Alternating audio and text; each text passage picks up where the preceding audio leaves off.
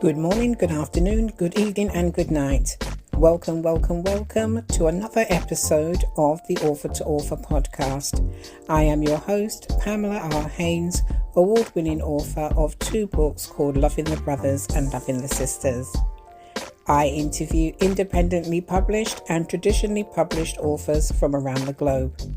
The Author to Author podcast is available on 20 listening platforms and 6 radio stations, namely East London Radio Mixcloud, Pamtango Radio, UK246.com, Chalk Hill Community Radio, LW Talk Radio, and the Sound of My Life radio stations. This podcast is sponsored by Dalgety Herbal Teas. Use the discount code A2AS6 for 10% off your next Dalgety tea order. In this week's episode, we are back in beautiful Barbados to interview one of my sheroes, author and criminologist at the University of the West Indies, Kim Ramsay. Let's jump into her episode now. See you on the other side.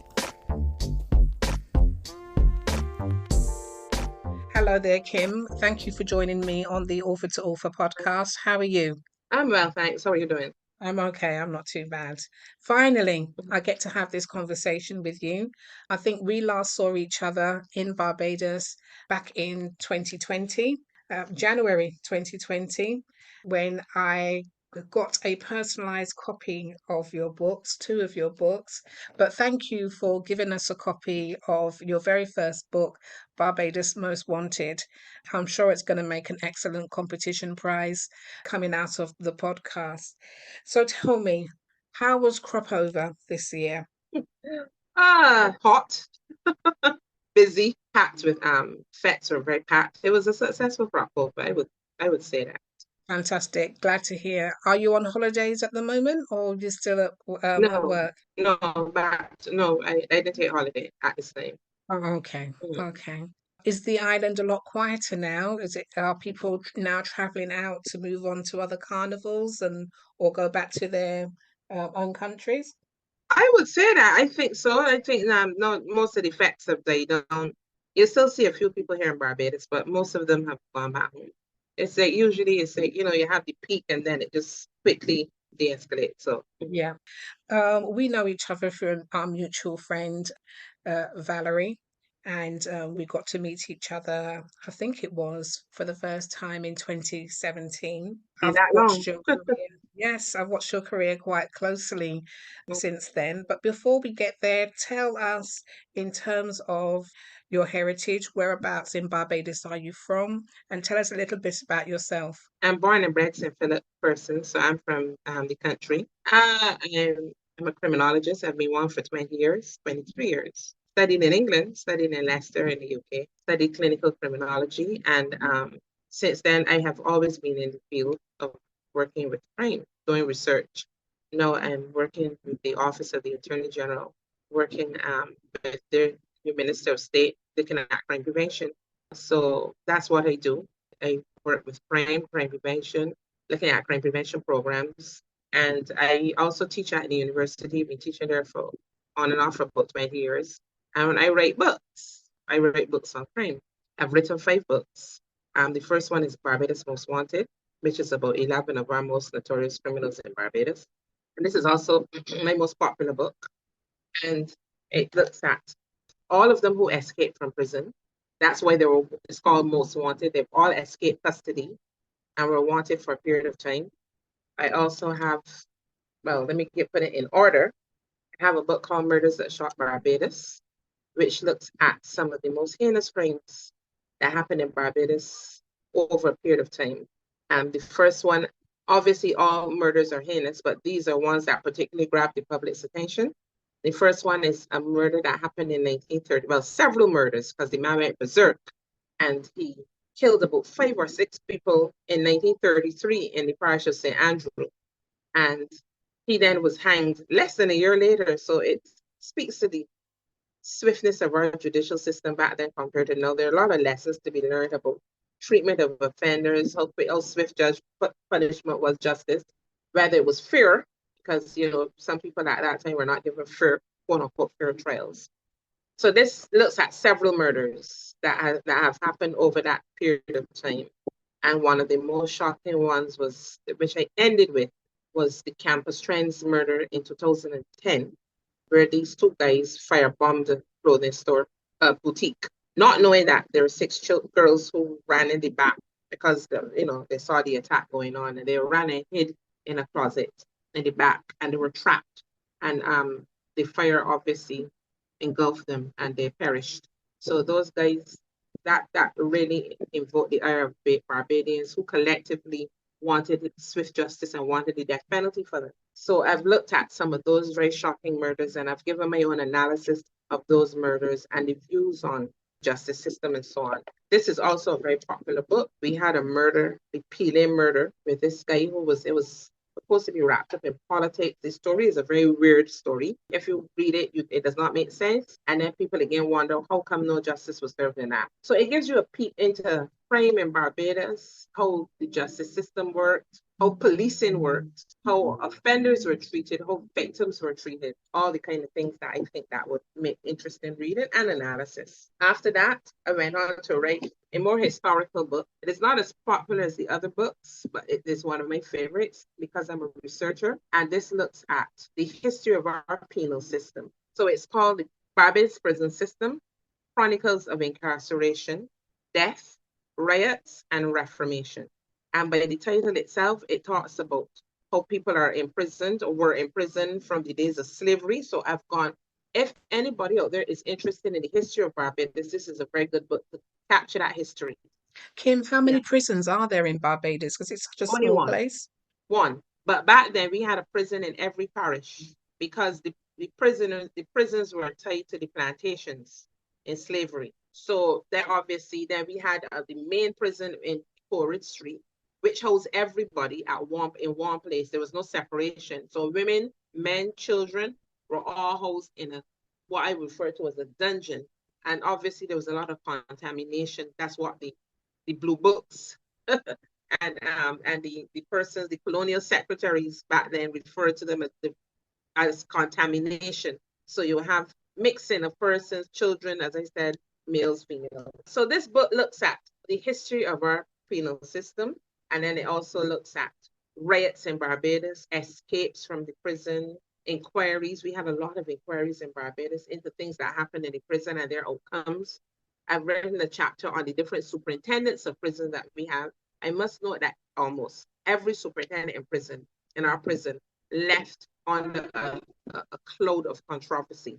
It is almost like prisons are difficult places to manage, and they always come with some kind of controversy. So they always left, not walking away, with their medals and their honor, but always with some kind of controversy. And in many cases, they were sent home. So I've captured all of that in this book. I've looked at things like prison reform, the prison culture, and executions. What types of things happen in prison in terms of executions, voices of those who were condemned to die, that kind of stuff. So it's one of my favorite books. Unfortunately, people don't like to read all of that history, but if you are a historian or you're into history, it is a very good book to look at in terms of our prison history. My second last book, Sex, Drugs, and Murder, it is similar to Murders That Shocked Barbados, but the only difference between this book and Murders That Shocked Barbados is that these are all unsolved, whereas Murders That Shocked Barbados is a combination of solved and unsolved murders. It's just murders that shocked the country, but these are all unsolved. So again, interesting reading. I've changed the names of the victims because some of them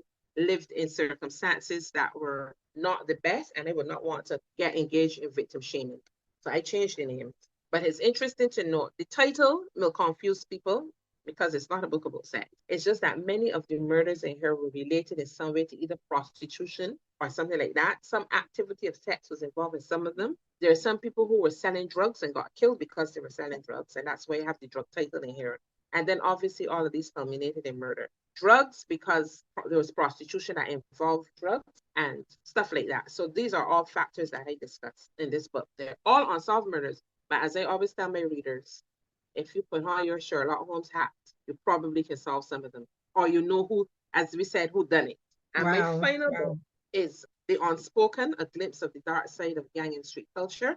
And this looks at the gang life in Barbados, the underbelly of our society, the underworld, how gangs are created, I begin by speaking about the fact that there are a lot of people who do not believe we have gangs in Barbados, but I capture that in my first couple chapters. For years, police, politicians, even the clergy were saying there are no gangs, they're just troublesome groups. But then I go on to say, but that's not really true. If you look at the history of gangs and if you look at the definition of gangs, you would see that there are indeed gangs and they were very organized in some circumstances. Just to tell you what some of the chapters are, I look at the historical context, as I said, about gangs back in the 80s and 90s in Barbados. We had a gang called Kool and the Gang, named after the singers, because according to the guy that I interviewed who's still alive, the leader of the gang, he said, I asked him, how did you get that name? He said, people would show him and say, hey, how are you? He said, I cool. And just by that, he became cool and his people were the gang. So it's Kool and the Gang. Silly, but that stuck with him for years. We also had the CNN gang. We had Jesus and the disciples. We had Scare Them. So I've captured all of these in this book. I've also looked at actual testimonials from former gang members. One of them speaks about his life as a Christian now. And I title that From Gang to Christ because he's now a pastor. So he talks about his life as a gangster. And another one he's not a pastor, but he talks about how he changed his life as well and sought Christ. So I thought that was very interesting. And then I went on to talk about some of the current gangs in Barbados. I didn't want to just speak about gangs because gangs is not all there is to the street culture. So I did an interview with a lady who I called Janet, but that's not her real name. And she's in prison for murder. But she was also part of the streets and she was a victim of incest. I thought that was a very touching story because all of her family basically had sex with her, from her father, her cousins, her brothers, and even one of her brothers became her pimp. So I talked about her life and role of the streets. And then I interviewed a man, he's white, and I found that interesting. I know him personally, but he was an addict, and he was an addict on meth and heroin. And he even talked about how meth and heroin destroyed him, almost destroyed him. He lost all of his teeth, and he has bounced back.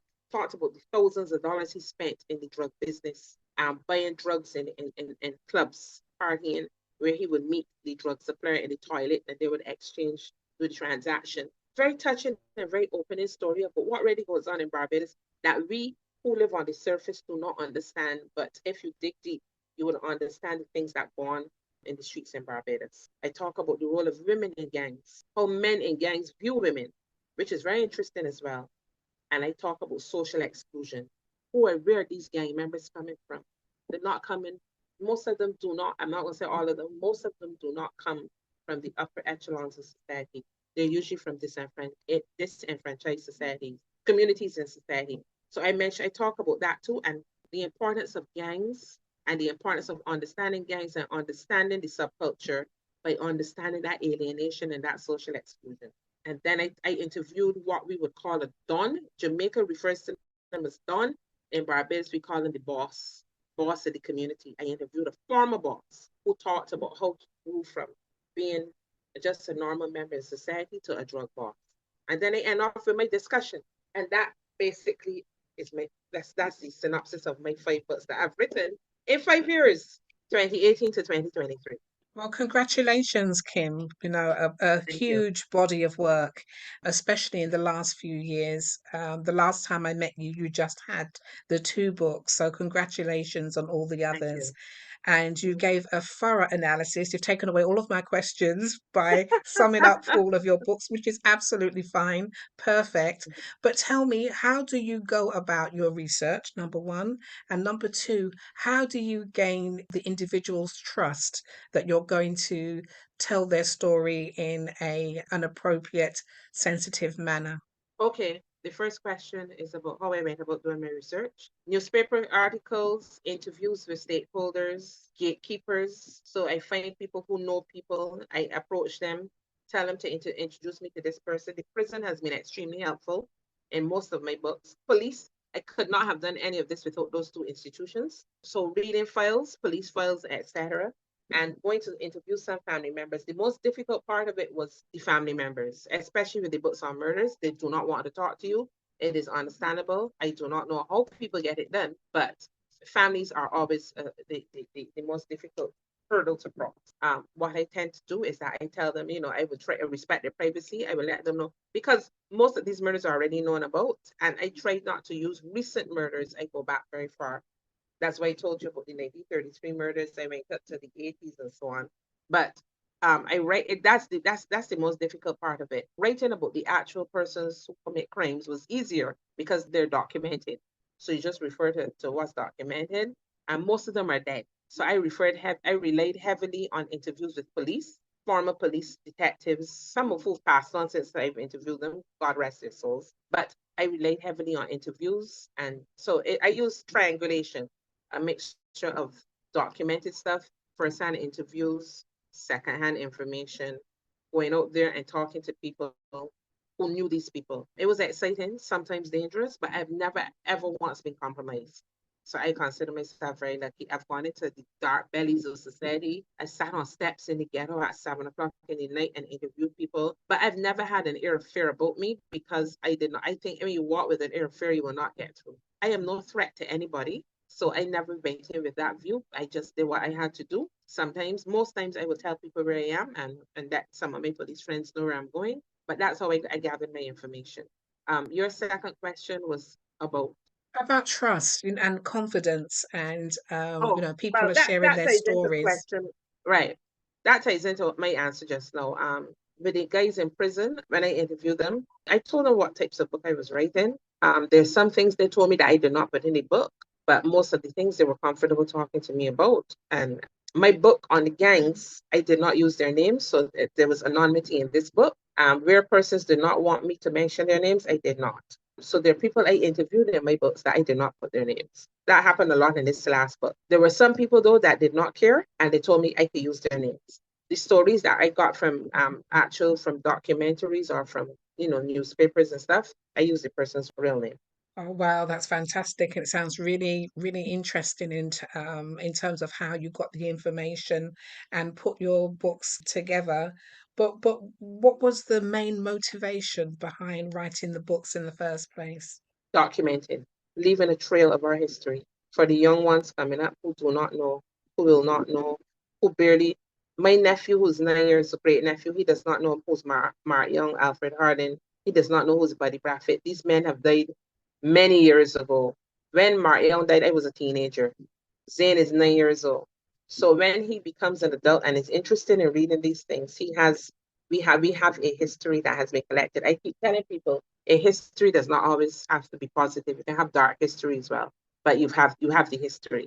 I mean, y'all have the Yorkshire killer. You have different kinds of killers. They're documented. There's a museum covering all of these things. We don't have that in Barbados, but I believe that we have to capture it. And I've watched but those who read my books, my fan base has grown from 0 to 9,000 people. And I think that that's a major achievement. It shows that, and I try to keep it active. I try to talk about what's going on. I go back to anniversaries of events and remind people that this was a part of our history that was dark, but we've moved on from it, but just never forget. Just like 9/11, we never forget. Oh, absolutely. And I think it's important that a Barbadian is capturing Barbadian history rather than people coming in and putting Exactly. their own imprint on things. So I really do commend you for doing the work that you do. And I've sat Thank in you. on a few of your Zoom calls as well, where you're talking about different aspects of the criminal justice system. Kim, tell me, has much changed since Barbados became a republic in terms of criminal justice? No, the short answer, no, no. It's still the same Okay. laws. We still have the same justice system. Nothing has changed. Right. I was hoping that We, there would we, we be had some moved away from kind the of, Privy Council years ago. We still just go to the Caribbean that's Court of right. Justice. So, and that was before we became a republic. Yeah, yeah. I was hoping that there, in the interim period, that there had been some kind of review in terms of looking at the speed of justice. You said it yourself, you Well, know, we hired more judges, but they're trying to make amends. We just recently have a criminal justice board that's looking at some of the issues in the criminal justice system, but those things take time. They have to meet, the recommendations have to be made, they have to go before Parliament. So a short answer, no. We still do not hang anybody. Our last hanging in Barbados was 1984, and is considered inhumane, and we have not hanged anybody in Barbados in 30 whatever years. Yeah, nearly 40 years. So you said you do work alongside the Attorney General's office, and I've seen you travel throughout the region as well. Can you tell us a little bit about the work that you do in that department? Well, the job that I'm in literally is a new job. I've only started working in this particular area in June. So I used to work at the Criminal Justice Research and Planning Unit as a senior research officer, doing a lot of research on crime and the criminal justice system. But the Prime Minister has created a new post, a new minister, the Minister of State under the Office of the Attorney General. His name is Minister Corey Lane, and he has the responsibility for crime prevention. I have now been tasked to work with him as criminologist attached to him, where I will be looking at his crime plan, and offering my professional opinion on it with recommendations and ensuring that it is a plan that follows the science, and how it's rolled out is rolled out in a systematic and structured way. And I will be there to advise him as well. And Kim, what might that look like if you could be part of one change? What change would that be? In the criminal justice system. Well, my heart, and this is a bias, so it's nothing that I personally can do myself. But one of the things that I advocate for is justice for victims. I think that we need to do more work with victims. We have a lot, there are a lot of rates for offenders, but we need to pay more attention to the rates of victims. And I believe that that's one of the areas that needs strengthening. I know in the UK, I actually went to a conference in the UK last year.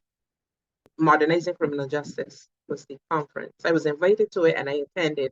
And I did not realize that the UK has a victim code.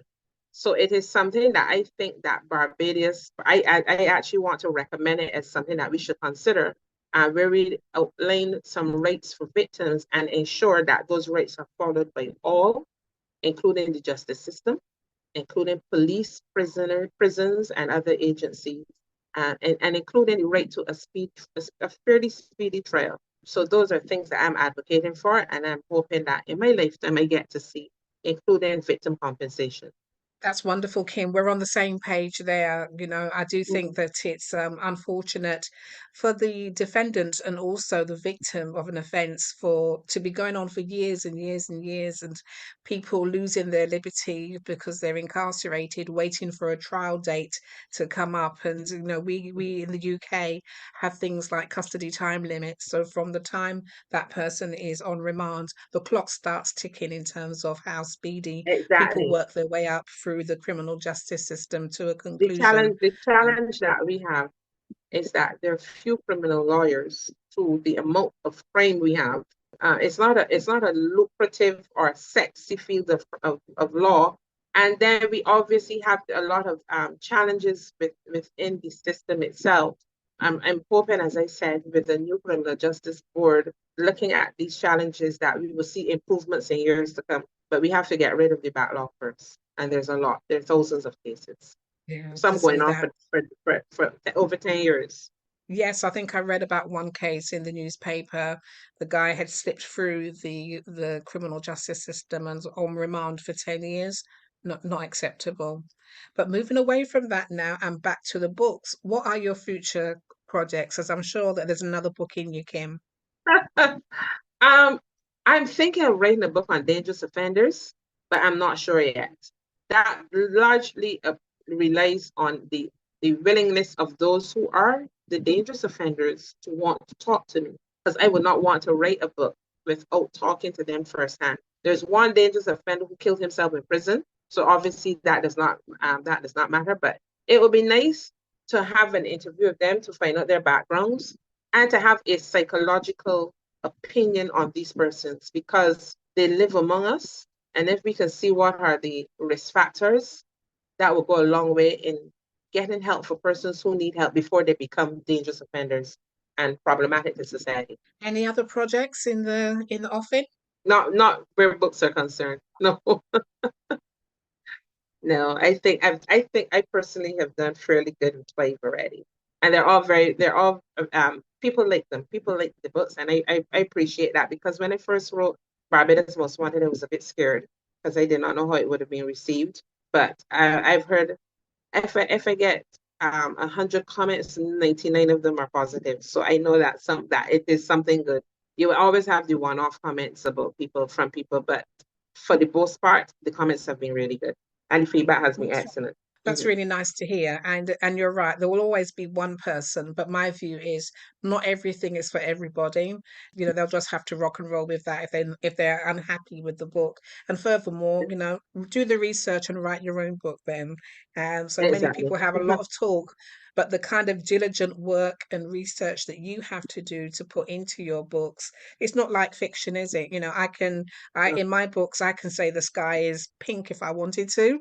It's Mhm. fiction and people can suspend their belief. But when you're writing non-fiction and you're writing the way that you write, everything has to be on point in terms of being factually correct, doing your due diligence, making sure that you've heard the story and that you're representing it correctly as well. So I commend you on all of those things. And I'm looking out because I don't like odd numbers. So I'm looking out for a sixth book to go Well, with the as I five. said, It'll be a that set. largely depends on the offenders themselves. I can write about them without talking to them, but it's not going to be same.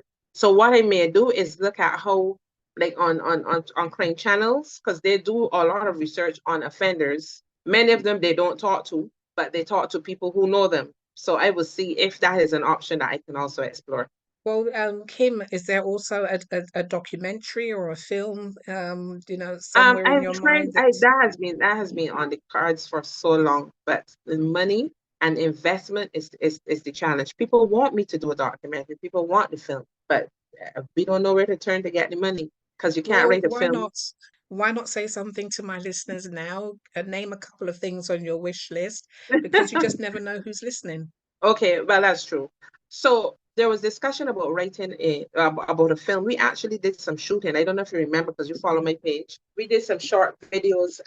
Boardhouse Productions is what they were called. That was just before the pandemic. We wanted to do a film on Buddy Bradford. He was the dynamite specialist. That Buddy was known for throwing dynamite at police and so on. So he was, I don't want to call him a hero, but he's like, he goes on in folklore as one of the baddest that we had in our time. And people wanted to see a movie out of that, but there just was no money to do it. So anybody, corporate Barbados, corporate UK, anybody listening, I think it's a good investment. You just need to have a good storyline. And because he has died, obviously he died since 2003, but he's left a legacy. Him and Winston Hall. Winston Hall, again, one of our escape artists who escaped custody 3 times to the point that he was called Houdini, our local Houdini. Managed to escape Glenderry twice. He never went back. He was still on the outside, but he escaped custody 3 times and remained on the run for a collective 16 years. He was on the run for those 3 escapes. So he and himself will make a very good storyline. Yes, I mean, there's a song written about him as well, isn't Yeah, it? I there's Can't several. Hold My Brother by your friend called Red Plastic Red Bag. plastic bag, yes. Yeah, I do remember my great aunt saying, I think he missed out one of the halls in Barbados, Flint Hall, in St Yes, Michael, and prison. yeah, my Yes, aunt was very upset with him for doing that. He said, "So wait, we yes. ain't nobody." So, yes, Yes, you Winston forgot that. Hall on his own would make a fantastic film or I believe documentary. that too. And I am going to keep my fingers crossed and hope that someday soon somebody takes up the idea and runs with it. There have been offers, but they have not gotten off the ground. Him, I could talk to you forever. You know that. But I have to bring this interview to a close. If people Mm. want to find out more about you and your books, how do they do that? I'm on Instagram and Facebook at Barbados True Crime Stories. And you can just join or follow and you can see all of my updates on my books and so on. Excellent. And if people wanted to get hold of your book, where would they find that? You can buy the books directly from me, or you can message me on WhatsApp at 246-848-6136. That's fantastic. I've got a feeling that your books are going to be very popular amongst my listeners. So thank you so much for this Thank you interview. And too. I wish you all the very best in life and with the sixth book as well. Thank you, Pam. And I look forward to reading your second book as well. And thank you too, and all the success with your books from one author to the Bye. other. It is competition time now. Kim is a prolific writer, but how many books has she published? Reached out to me on Instagram at Loving the Author with the correct answer by this Friday for your chance to win a copy of one of her books. Good luck, thanks for listening, and we'll see you next time. Bye for now.